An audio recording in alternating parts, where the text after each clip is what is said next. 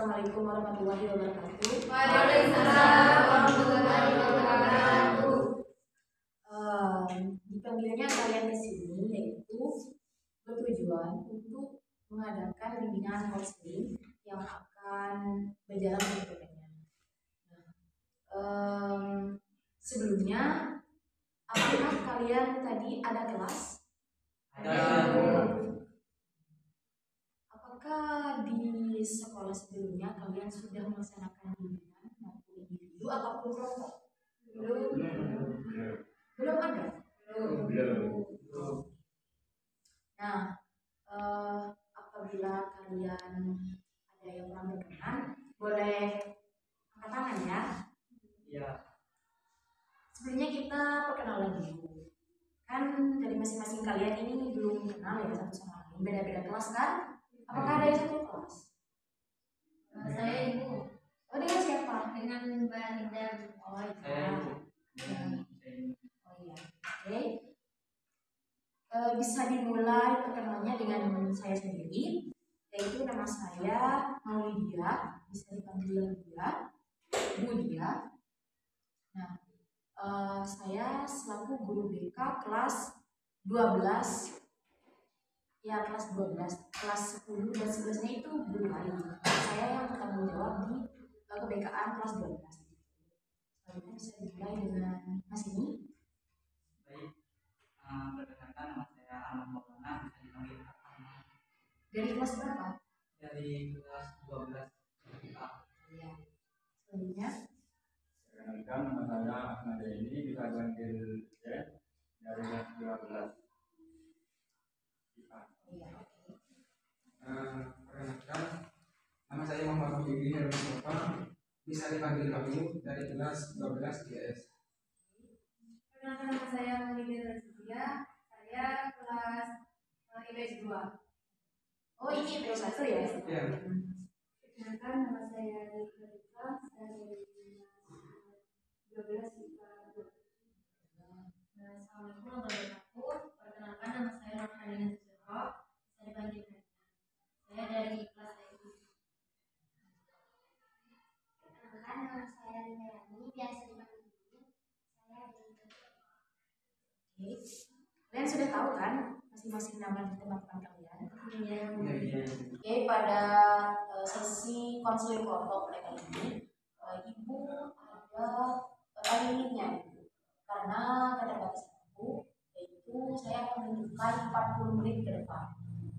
Apakah kalian tidak keberatan? Tidak. Selanjutnya ada asas dalam konseling kelompok ini, salah satunya yaitu asas kerahasiaan, di mana kalian tidak perlu khawatir nanti permasalahan yang akan kalian ungkapkan tidak akan diceritakan oleh orang lain, tidak akan diceritakan kepada orang lain oleh anggota-anggotanya. Untuk memperkuat asas kerahasiaan tersebut, kita bisa melakukan asas kerahasiaannya secara bersama-sama. Dimulai dengan angkat tangan kalian. Ikuti perkataan Ibu. Ya. Saya berjanji tidak akan membocorkan rahasia yang diceritakan oleh anggota kelompok dalam proses konseling kelompok pada hari ini.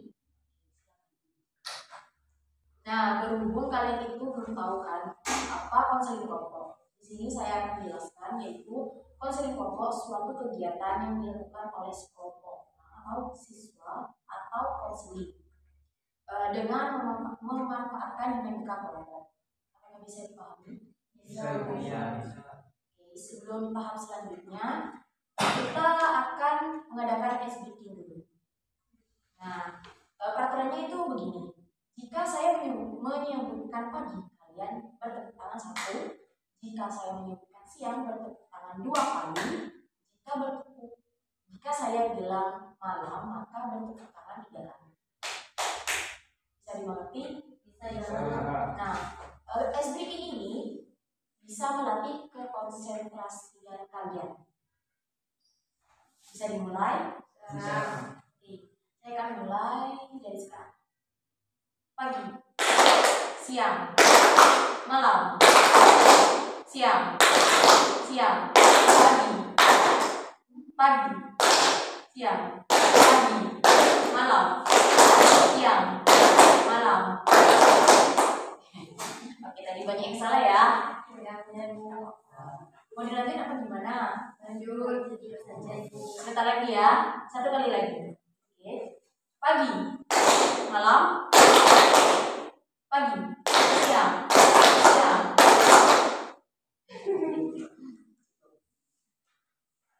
Karena kita sudah melakukan sedikit, bisa kan kita langsung ke tahap ini proses konsolidasi. Oke, tadi kan kita sudah melaksanakan SDG. Nah, udah mulai santai kan? Oke, santai aja ya. Nah, tujuan dari konsolidasi ini kan untuk kalian bisa sebagai perantara mengungkapkan apa yang ada di dalam ilmu kalian, itu masalah atau apapun itu, bisa kalian bicarakan pada sesi konseling formal ini. Silakan bisa dimulai dari Mas Arman ya. Silakan ungkapkan apa yang Anda gunakan ya. Permasalahan saya ketika saya di dalam kelas, ketika mengerjakan tugas, ada salah satu teman saya yang selalu mencontek ketika tidak memberikan tugas contekan itu tidak diberi, terus itu kesel kayaknya. Oh, kesel ke masnya. Iya. Selanjutnya kalau siap. Baik, pertanyaan saya yaitu saya merasa jauh sama orang tua, dan saya itu mungkin orang tua saya itu apa benci apa gimana itu, kan saya kan kalau keluar saya sering keluar malam, mungkin pulang itu saya terlalu larut malam gitu. Sehingga orang tua saya itu kayak apa ya, menjauh ya kurang peduli gitu.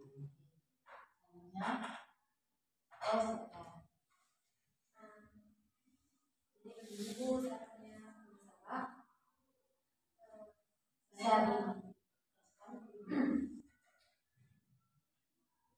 saya punya satu masalah.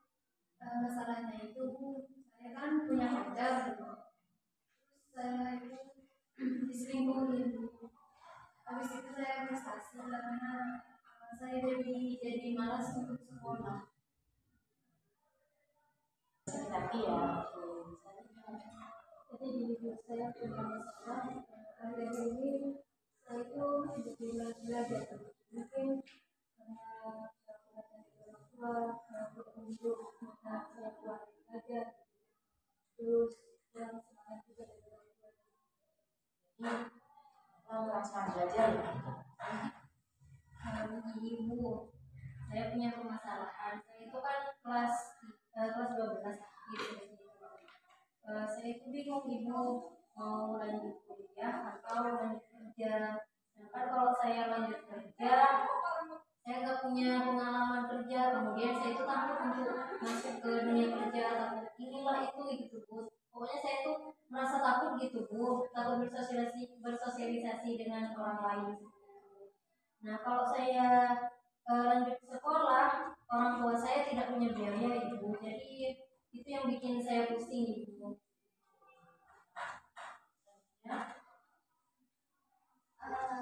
Permasalahannya saya ragu, saya ini kurang percaya diri, terus suka melihat diri saya dengan baik, kayak insecure.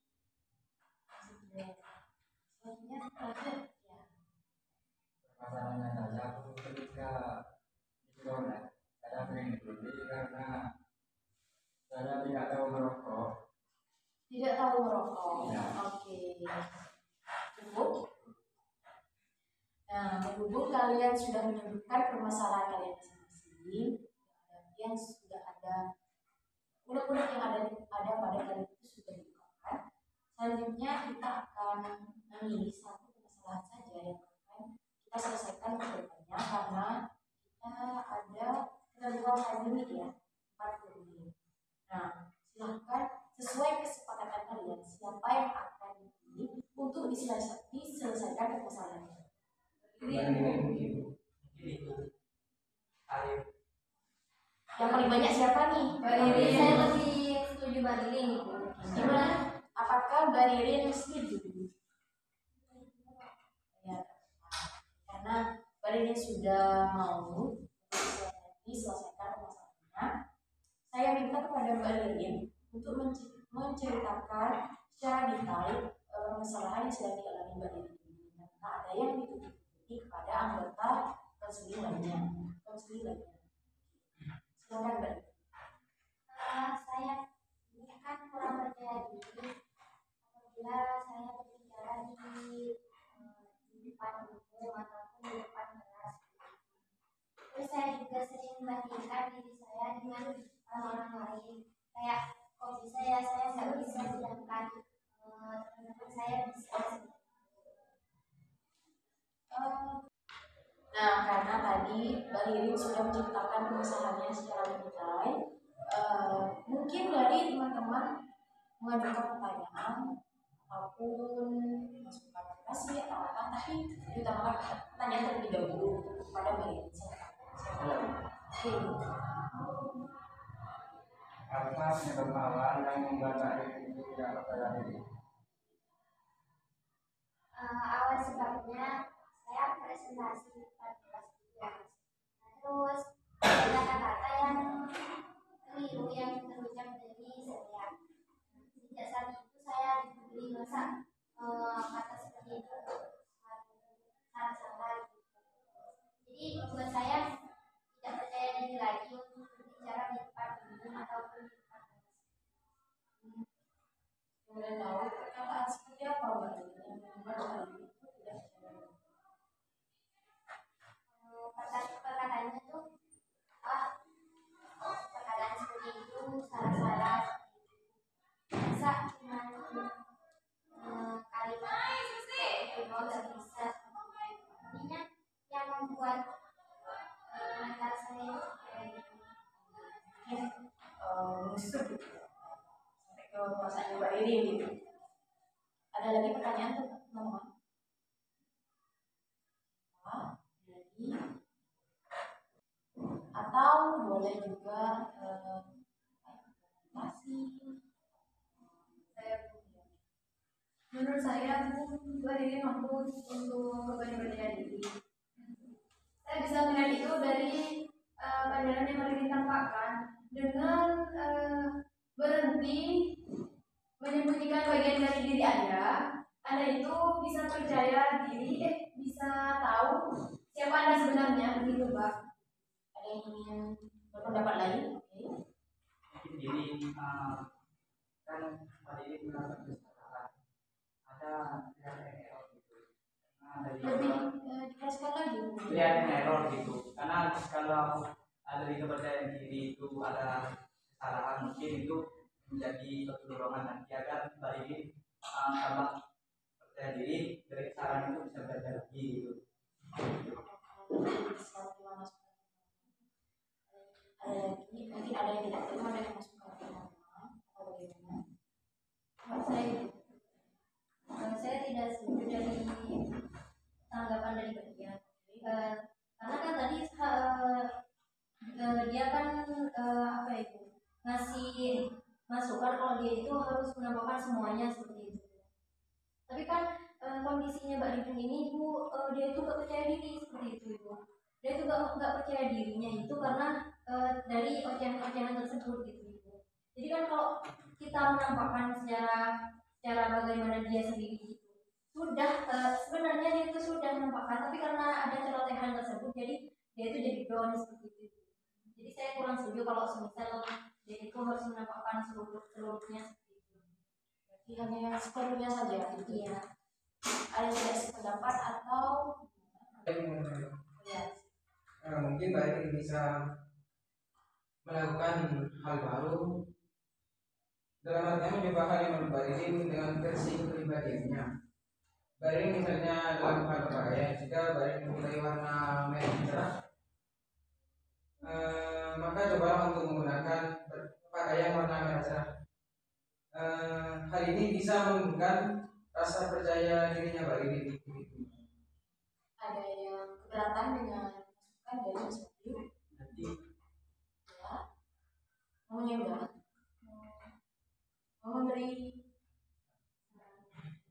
Oke, Saya di sini mau mengajak kembali itu dinasti membagikan dirinya pertama itu karena kita sendiri memiliki kebutuhan masing-masing. Jadi tidak ada salahnya menjadi versi terbaik kita sendiri tanpa harus mengukur kelebihan dan kekurangan orang lain. membandingkan diri sendiri dengan orang lain.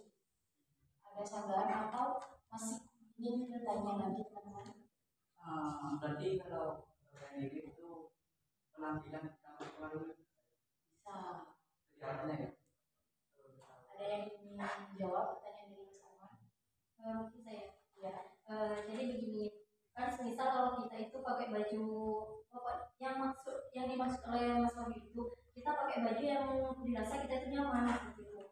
Misal kita kepribadiannya itu semisal suka berdandan atau bagaimana gitu. Kita bisa dandan, tapi kan kalau masa SMA kan tidak diperbolehkan berdandan yang tebal-tebal gitu. Kita bisa kasih ya cuma kasih lip gloss atau apa seperti itu. Atau bisa dari penampilannya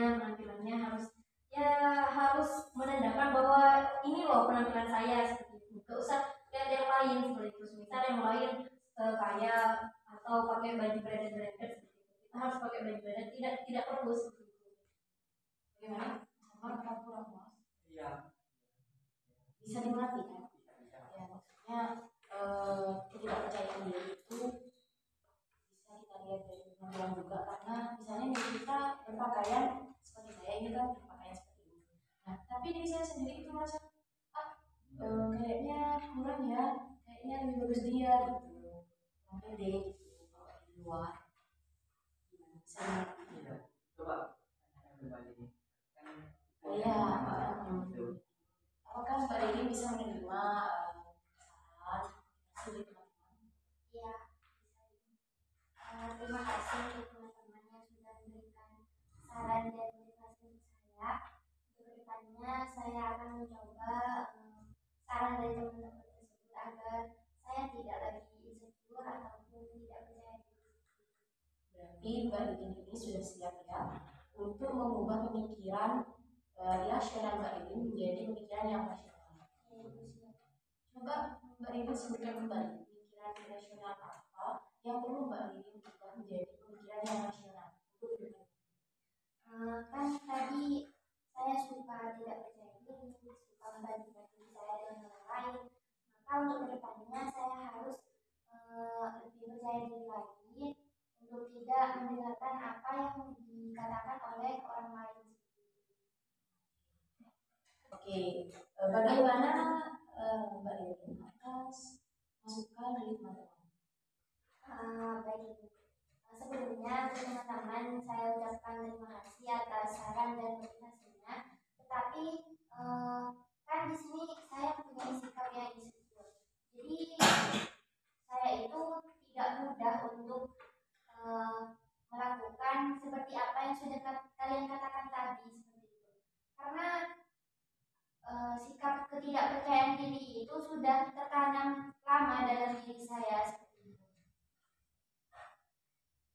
Bagaimana menurut Mbak Rini atas masukan dari teman-teman? Baik Ibu, sebelumnya saya ucapkan terima kasih banyak untuk saran dan motivasi dari teman-teman. Tetapi kan di sini saya mempunyai sikap ataupun apa ya? Saya itu insecure seperti itu, tidak percaya diri. Jadi menurut saya hal yang sudah teman-teman katakan tadi itu tidak mudah bagi saya karena rasa ketidakpercayaan diri saya sudah tertanam begitu lumayan lama seperti itu. Jadi hal tersebut menurut saya tidak mudah Ibu. Saya mengerti perasaan yang sedang Mbak Rini alami. Mungkin Mbak Rini itu bisa bisa menumbuhkan rasa percaya Mbak Lilin bisa dimulai dari rumah terlebih dahulu, dari hal-hal kecil seperti yang Mas Wahyu katakan tadi, menggunakan warna baju atau baju yang menurut Mbak Lilin nyaman untuk dipakai. Misalnya Mbak Lilin suka warna yang cerah, ya pakai warna yang cerah di rumah dulu gitu. Jika sudah, oh ternyata saya bagus menggunakan baju cerah, Mbak Lilin bisa mencoba keluar rumah. Tuh, gimana? Akan saya coba perlahan. Jadi yang sudah disebutkan oleh teman-teman tadi, saya akan mencobanya secara perlahan-lahan. Nah, di sini saya mempunyai video untuk memperkuat yang bisa memberi sedikit motivasi pada bayi. Kita bisa melihatnya secara bersama-sama. Nah, di sini ibu mempunyai video untuk mungkin bisa memberi sedikit motivasi pada bayi. Kita bisa simak bersama-sama videonya. Oke? Ketidakpedulian kita itu sebetulnya titik awal dari rasa percaya. Kalau kita terlalu berpikir apa kata orang, yang penting mencintai diri kita, menyayangi orang, lalu juga empati terhadap semua sesama. Itu terus dipelihara, itu akan membuat kita auranya itu betul-betul bagus. Nah, di sini videonya itu menunjukkan bahwa kepercayaan diri itu muncul dari diri kita sendiri. Kita harus percaya dengan diri kita sendiri. Tidak boleh membanding-bandingkan dengan kualitas orang lain. Kita harus percaya bahwa kita itu bisa. Karena dengan adanya diri kita sendiri, kita bisa membangun rasa percaya kita sendiri. Kurang lebih seperti itu ya Mbak Lilin. Bagaimana? Apakah bisa Mbak Lilin menjawab sedikit apa yang telah disampaikan oleh video? Nah, betul Mbak Lilin. Betul Mbak Lilin. Jadi Mbak Lilin itu gak boleh mendengarkan kata orang seperti itu.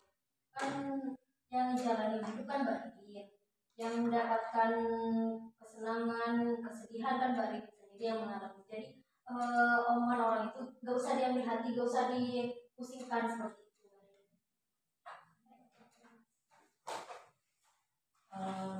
Dicukupkan pada sisi konseling kelompok karena kita sesuai kesepakatan awal sudah mencapai dari 40 menit. Sebelumnya bisakah Mbak Lilin memberi kesimpulan dari konseling kelompok pada hari ini? Kesimpulan yang saya ambil dari konseling kelompok pada hari ini yaitu saya harus menunjukkan sikap percaya diri saya, tidak lagi mempedulikan apa yang dikatakan oleh orang-orang. Intinya saya itu harus menempatkan ini loh diri saya sendiri.